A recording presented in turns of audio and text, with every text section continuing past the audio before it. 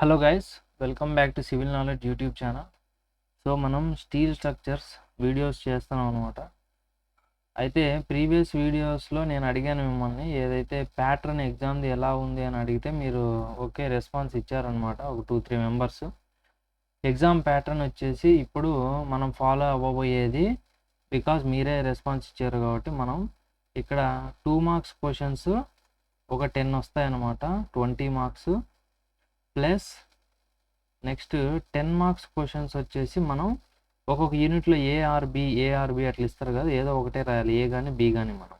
So అంటే 10 క్వశ్చన్స్లో 5 రాయాలి. So 5 10 50. So టోటల్గా 70 మార్క్స్. ఇది మనం డిస్కస్ చేయబోయే ప్యాటర్న్.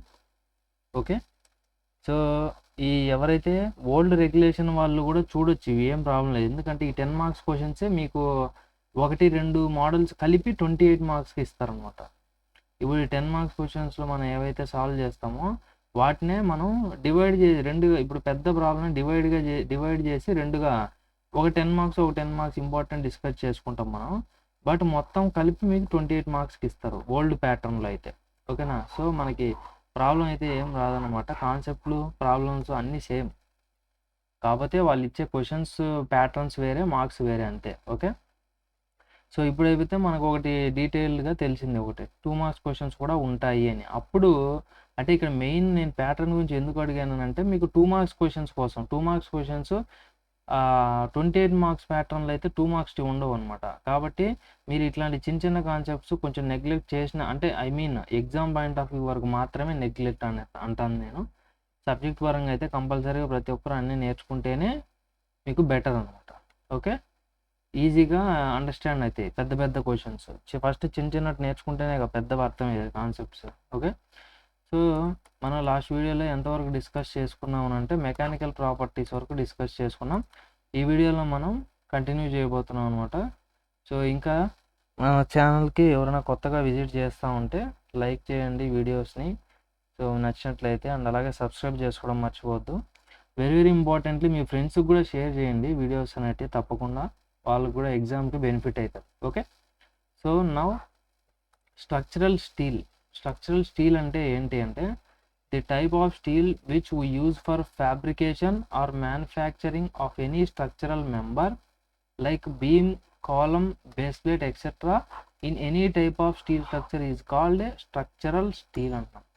అంటే మనం ఒక స్టీల్ స్ట్రక్చర్లో ఎక్కడైనా, అంటే మీకు ఎందుకు ఇక్కడ స్ట్రక్చరల్ స్టీల్ మీరు కన్ఫ్యూజ్ అవుతారు. మీరు ఇన్ని రోజులు ఆర్సీసీ చదువుకుని ఉంటారు లాస్ట్ సెమిస్టర్లో మీకు అక్కడ వచ్చేది స్ట్రక్చరల్ స్టీల్ కాదనమాట అది.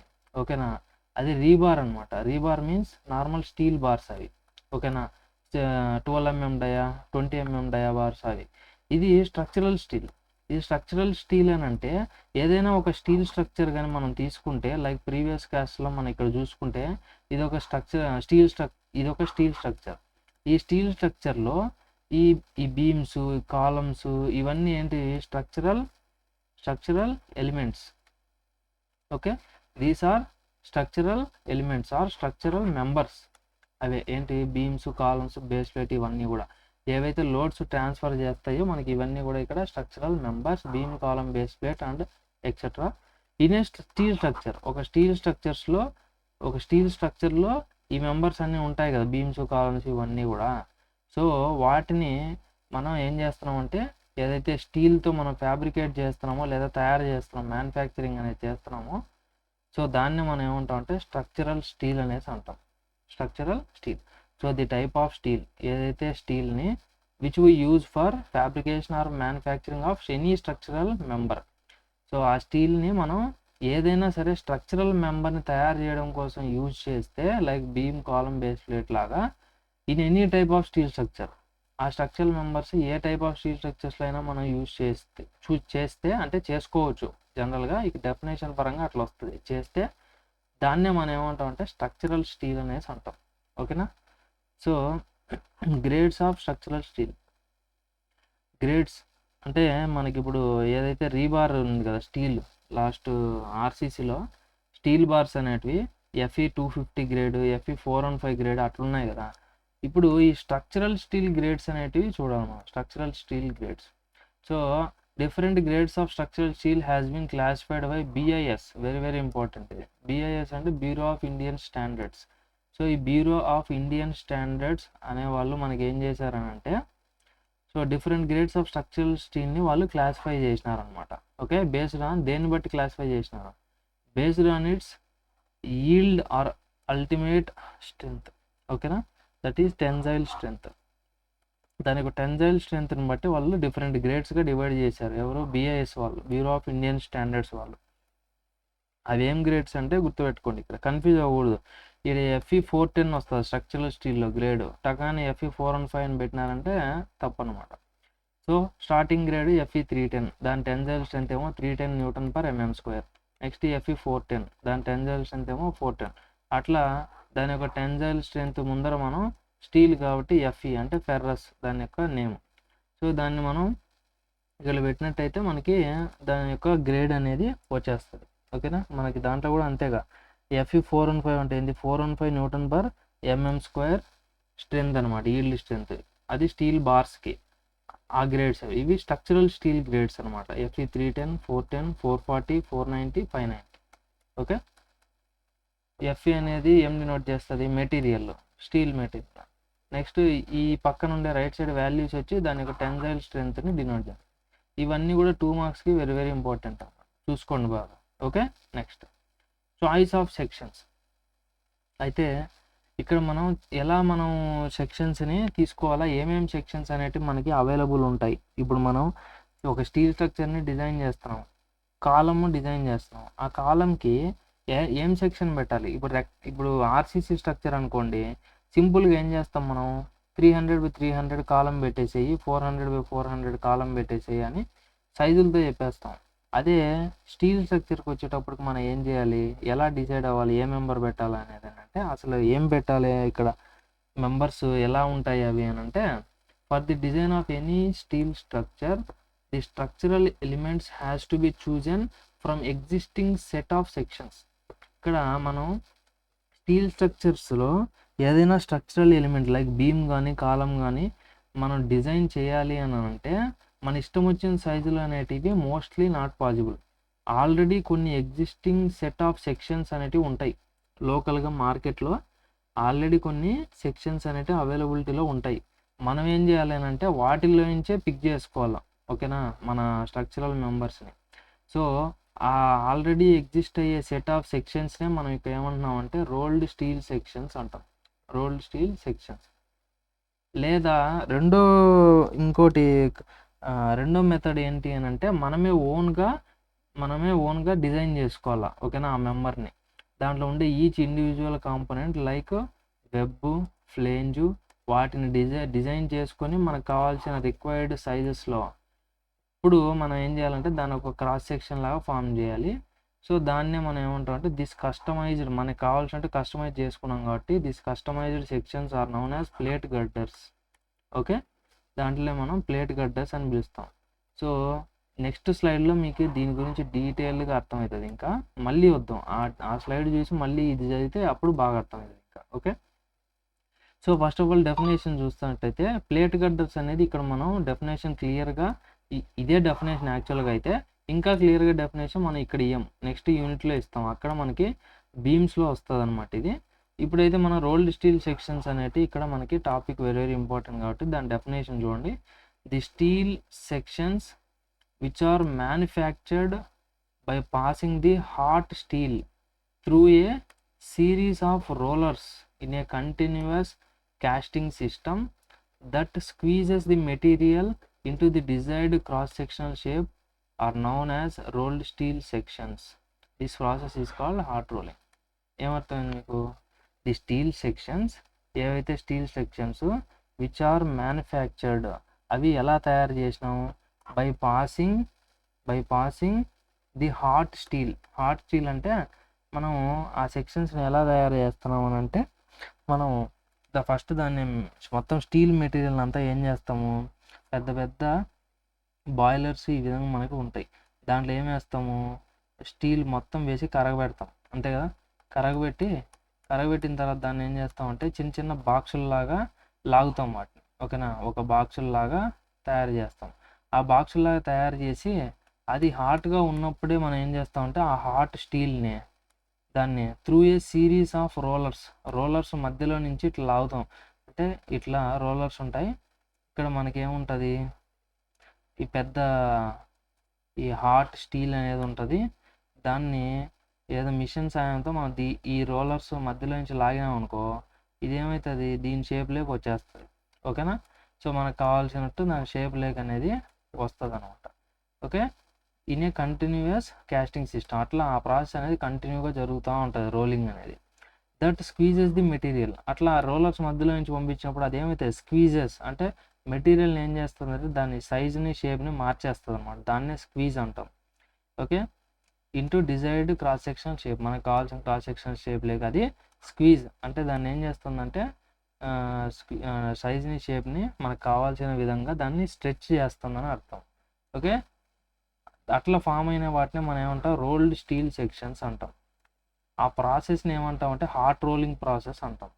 ఓకే, రోల్డ్ స్టీల్ సెక్షన్స్ అంటే ఏంటి, ఒక మాటలో తెలుగులో చెప్పాలంటే మనం అంటే మన స్టీల్ ఏదైతే కరగబెట్టిన తర్వాత వాటిని కొన్ని బాక్సుల్లాగా తీసుకొని ఫస్ట్ రా షేప్ కోసం, బేసిక్ షేప్ కోసం రెక్టాంగిల్స్ లాగా కానీ అట్లా తీసుకొని అది హాట్గా ఉన్నప్పుడే, కోల్డ్ అవ్వకూడదు, అది హాట్గా ఉన్నప్పుడే మనం ఏం చేయాలంటే ఒక సిరీస్ ఆఫ్ రోలర్స్ మధ్యలో నుంచి దాన్ని స్క్వీజ్ చేయాలి. స్క్వీజ్ అంటే ఏం చేయాలంటే స్ట్రెచ్ అంటే లాగాలి దాంట్లో మధ్యలో నుంచి మిషన్ల సాయంతో.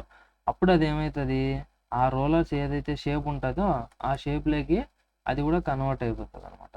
ఓకేనా, మనకు కావాల్సిన క్రాస్ సెక్షన్ షేప్లోకి కన్వర్ట్ అవుతుంది. దాన్నే మనం ఏమంటాం, రోల్డ్ స్టీల్ సెక్షన్స్ అంటాం. ఆ ప్రాసెస్ని హాట్ రోలింగ్ ప్రాసెస్ అంటాం. ఓకే, ఇప్పుడు ఇది చూడండి, ఈ ఇమేజ్ చూస్తే మీకు క్లియర్గా అర్థమవుతుంది. సో ఇక్కడ మనకి ఏమున్నాయంటే రోల్డ్ స్టీల్ సెక్షన్స్ ఇట్లుంటాయి. ఓకే, నెక్స్ట్ అంటే ఇది ఒక షేప్, ఇది ఐ లాగా ఉంది కదా, ఐ సెక్షన్ ఇది. ఇలాగే ఛానల్ సెక్షన్స్ అన్నీ ఉంటాయి. నెక్స్ట్ స్లైడ్లో మనం అవి చూడబోతున్నాం. అయితే ఇది ప్లేట్ కట్టర్. ఈ రెండింటికి తేడా ఏంటి అని అంటే, ఇక్కడ చూడండి, ఇది మొత్తం ఒకటే సెక్షన్, ఇదంతా కూడా ఒకటే సెక్షన్ అనమాట. ఈ నుంచి ఇదంతా కూడా ఒకటే సెక్షన్, ఎక్కడ బ్రేక్ లేదనమాట. కానీ ఈ ప్లేట్ గడ్డర్స్ దగ్గరికి వచ్చేప్పుడు ఏమవుతుందంటే, ఇది ఒక ప్లేట్, ఇది నెక్స్ట్ ఇది ఒక ప్లేటు, నెక్స్ట్ ఇది ఒక ప్లేట్, 3 ప్లేట్లను తీసుకొని మనం ఏం చేసినామంటే అక్కడ వెల్డ్ చేసినాం. ఓకేనా, ఇక్కడ ఇదిగోండి, ఇక్కడ నెక్స్ట్ ఇక్కడ. ఓకేనా, ఇక్కడంతా ఏం చేసినాం, మనం వెల్డింగ్ చేసినాం ఇట్లా.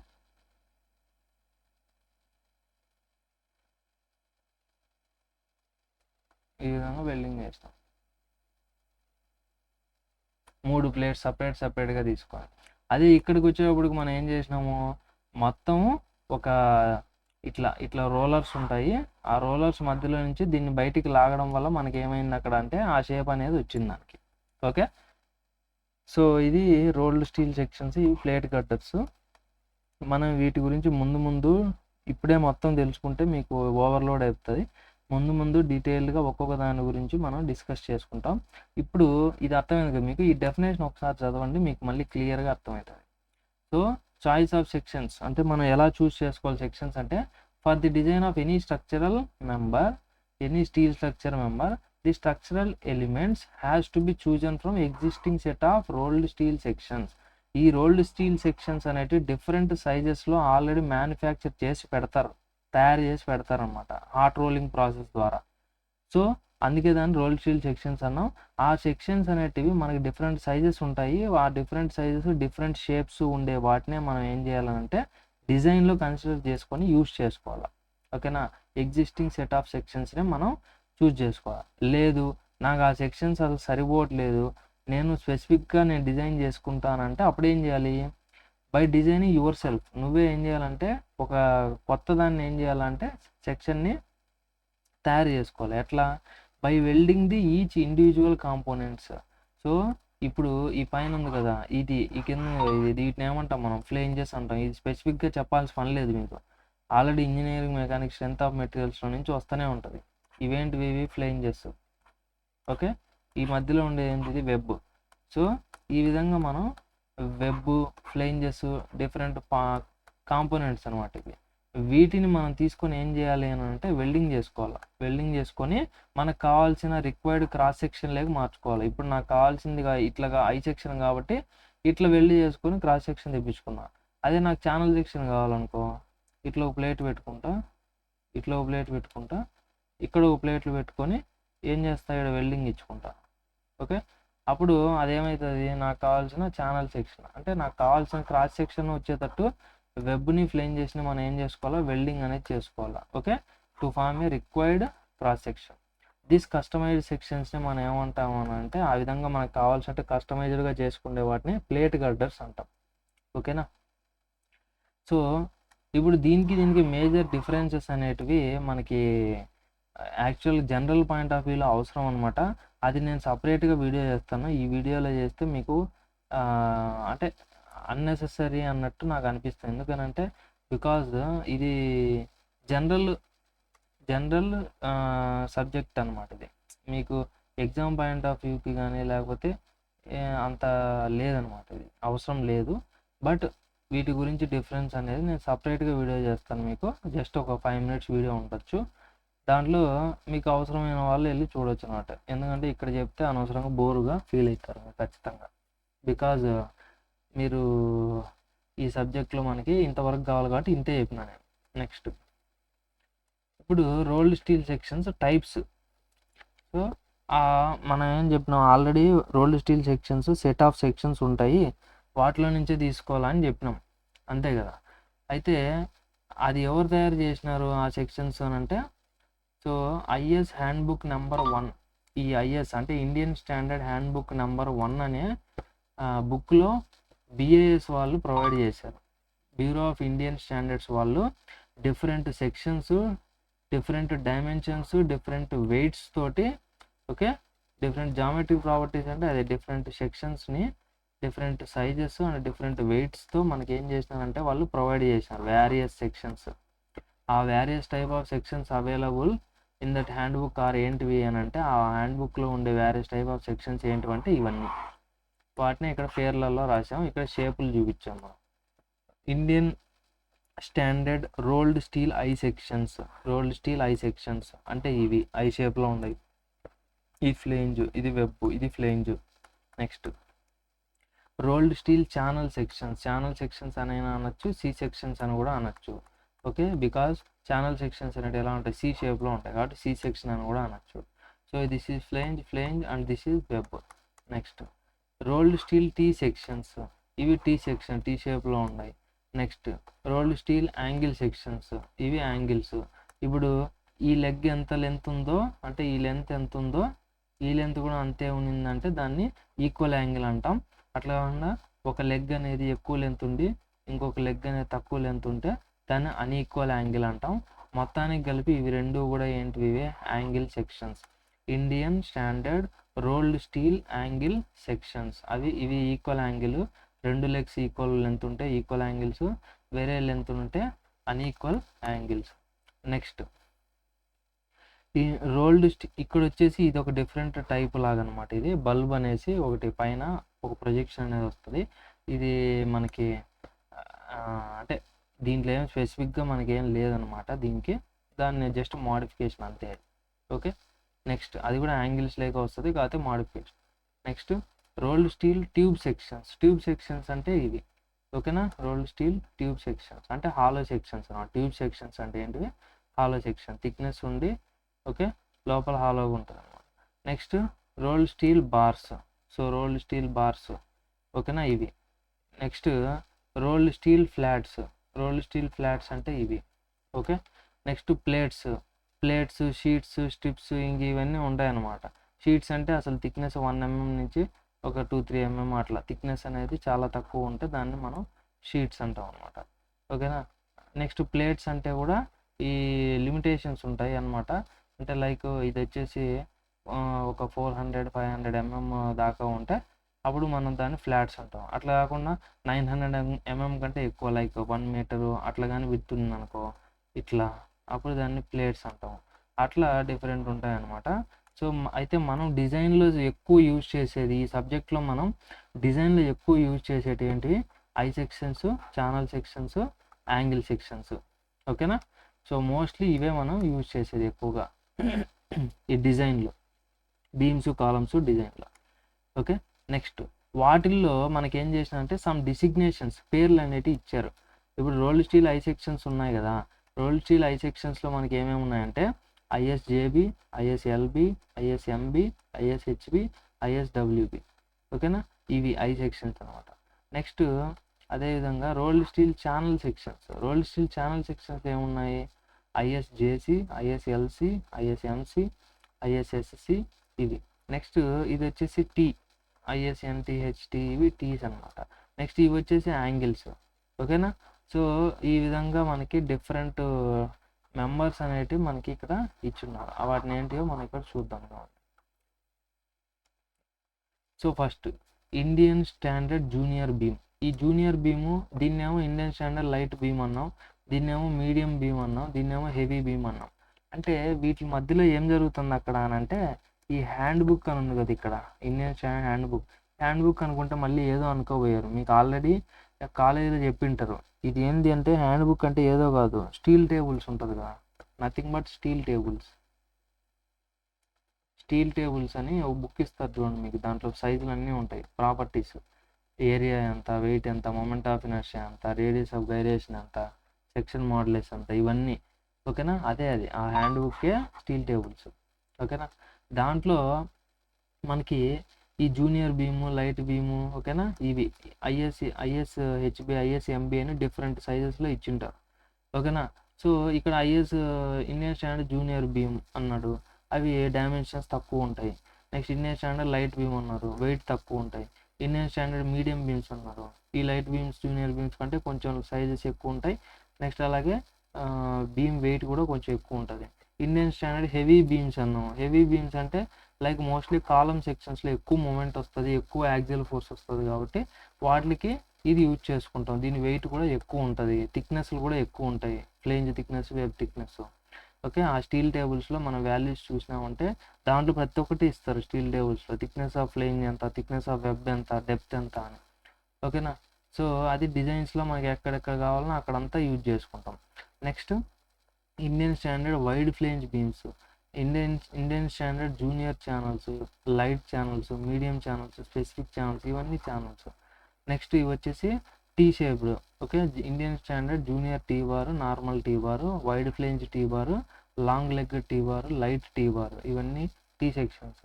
Next angles, Indian standard angles, equal angle, unequal angle అన్ని దాంట్లోనే వస్తాయి. Next Indian standard bulb angle, దీనికి డిసిగ్నేషన్లో ఇచ్చారు స్పెసిఫిక్గా. Next Indian standard round bar, square bar, round bar, square bar, ఇందాక చూసాం కదా మనం డ్రాయింగ్లో.